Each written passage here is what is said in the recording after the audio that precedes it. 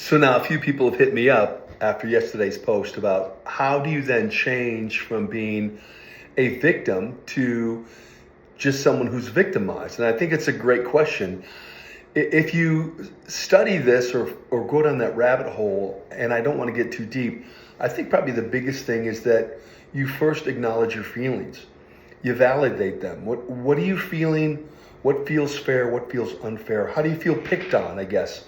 Why do you think, as some would say, God chose you or God forgot about you? But yet you have to grieve, right? You can't deny it. You can't bury it. You can't blame others or other things. You have to receive it and accept it and first get in touch with those feelings. I know this sounds wishy-washy and kind of gooey, especially for us men, but it's really the truth.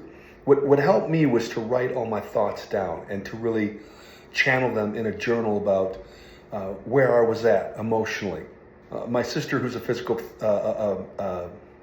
marriage family therapist, would always call and say, "How are you feeling?" And at first it was kind of a joke because I know she's a therapist, but she really meant, "How are you feeling?" So I'd walk through these emotions and feelings with her, but then ultimately I have to take responsibility, right? I have to understand what I can control and what I can't control. What I can control is my schedule, my meals, my water intake, making sure I keep up with my doctor's appointments and all of those things. And it seemed like the more I decided to take responsibility, the more I realized I was simply victimized and not a victim. Felt my feelings, walked through my feelings, discussed my feelings. I owned them.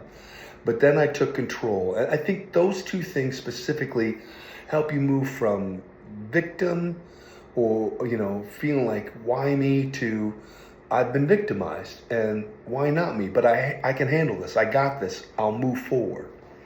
Something to think about. Listen, if you need a prayer during this time when you're battling cancer, please reach out to me at tripplecsurvivor@gmail.com. I'd love to send you one.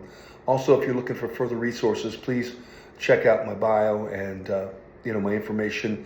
But until then, what are you going through? Let me know in the comments and keep fighting.